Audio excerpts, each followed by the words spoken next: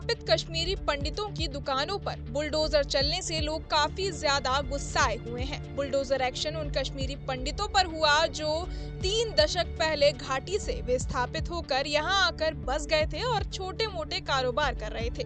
गुस्साए कश्मीरी पंडितों ने उमर अब्दुल्ला सरकार पर जमकर हमला बोला है और साथ साथ बड़ी मांग भी कर डाली है। इस पूरे मामले की भाजपा, पीडीपी समेत कई कश्मीरी पंडित संगठनों ने भी आलोचना की है। दुकानों पर बुलडोजर चलाए जाने पर रिलीफ कमिश्नर अरविंद करवानी का बयान भी सामने आया है। चलिए आपको सुनाते हैं क्या बोले रिलीफ कमिश्नर। जो ये शॉप्स थी जो हमारे पास रिपोर्ट थी, जो जेडी का लैंड, जेडी के लैंड पर ये शॉप्स बनी थी, तो जेडी ने इसको डिमोलिश किया है।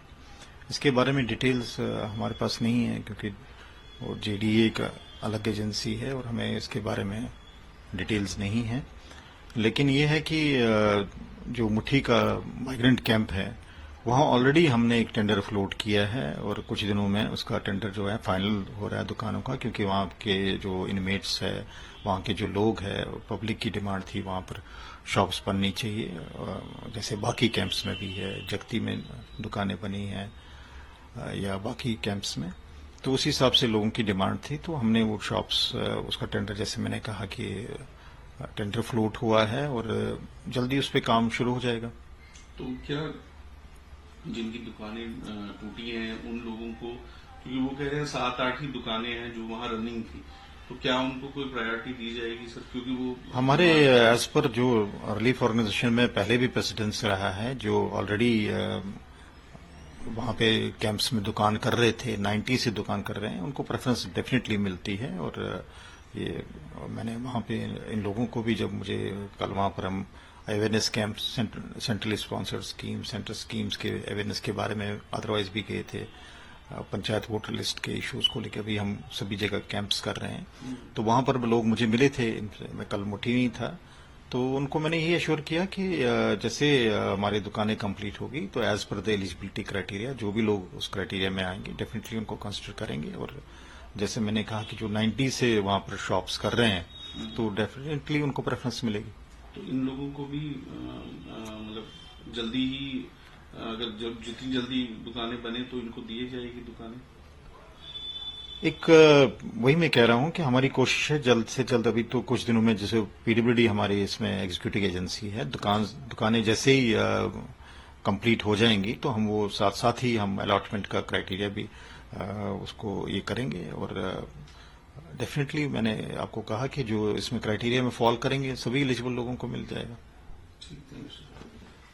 जहां पर दुकानें ढहाई गई वहां दुकानदार सुबह से ही इकट्ठा थे। उनकी बातों में आक्रोश था और वे बार बार बस एक ही बात कर रहे थे कि उन्हें समय दिया जाना चाहिए था। दुकानदारों में काफी गुस्सा भरा हुआ है और उन्होंने बड़ी मांग कर दी है। चलिए आपको सुनाते हैं कि खुद की दुकान पर बुलडोजर चलने से क्या बोले सालों से काम कर रहे दुकानदार। 4 बाय 8 की, 4 बाय 6 की छोटी छोटी अपनी दुकानें बनाए थे, तो ये मतलब हमारा गुजारा चल रहा था। अभी तक इस दुकान ने हमारे बच्चे पढ़ाए, दवाई, किसी के घर में बीमार था, किसी के घर में कुछ शादी थी, मतलब कईयों ने शादी इस दुकान पर की। ये पता नहीं कल नहीं परसों कुछ आफत आ गई जेडी की तरफ से, without any notice, without any कह चीज दुकान खाली करो। हमें पता नहीं चला क्योंकि हम तो इनोसेंट रहे इस चीज से। उससे पहले भी जेडीए एक दिन आया था, उसने बोला था कि दुकान खाली कर दो। तो फिर हमने, जेडीए ने हमें आश्वासन दिया था, हम तब तक आपको कुछ नहीं करेंगे जब तक आपका मसला सॉल्व नहीं करेंगे, हम इसको पूरा कंपनसेट करेंगे। तो कल अचानक without any notice, without any कुछ, ये उनके साथ पुलिस था और जेडीए कुछ बंदे थे, तो डिमोलिश करना शुरू कर दिया। तेज कृष्ण रैना, मैं वेरीनाग का रहने वाला हूँ। मैं जी ग्रेजुएशन की थी उस टाइम, तो हम वहाँ से माइग्रेट होके यहाँ आए। यहाँ हमने पहले बेड पे सामान रखा था, उसके बाद धीरे धीरे कमिश्नर साहब आए। ये सारी लैंड रेवेन्यू अथॉरिटी के तहत थी। जब ये लैंड अथॉरिटी थे, उन्होंने हमारे को उस टाइम बोला कि आप बना लो कच्चा खोखा।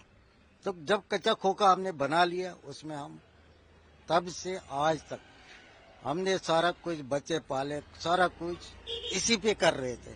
हमारे कोई ये सर हम जो इधर रहते हैं मुठी फेज 1 में हमारी 8 दुकानें हैं। 8 दुकानें हैं जो हमारी ये 8 दुकानें कल बिल्डोजर आया, उन्होंने हमारे सामान नहीं निकाले थे। ये आपके सामने अभी हमारा सामान इसमें दबा है। तो न हमारी गवर्नमेंट ने इसमें कोई कंडेम किया, न जेडीए वालों ने कंडेम किया। हम बोलते हैं कि हमारे को किसी जगह रिहेबिलिटेट करो। इस पूरे मामले ने राजनीतिक रंग ले लिया है। संगठनों का कहना है कि इन्हें जल्द ही नई दुकानें बनाकर दी जाएं ताकि कश्मीरी पंडित परिवारों की आजीविका पर इसका असर ना पड़े। दूसरी तरफ गुस्साए दुकानदारों ने उमर अब्दुल्ला सरकार पर भी हमला बोलते हुए कई सारी बातें कही हैं। बहरहाल इस पूरी खबर को सुनकर आप क्या कुछ सोचते हैं हमें कमेंट बॉक्स में जरूर बताएं और बाकी तमाम खबरों के लिए सब्सक्राइब करें न्यूज नेशन। न्यूज नेशन अब व्हाट्सएप पर खबरों के ताजा अपडेट के लिए न्यूज नेशन के इस QR कोड को स्कैन करें।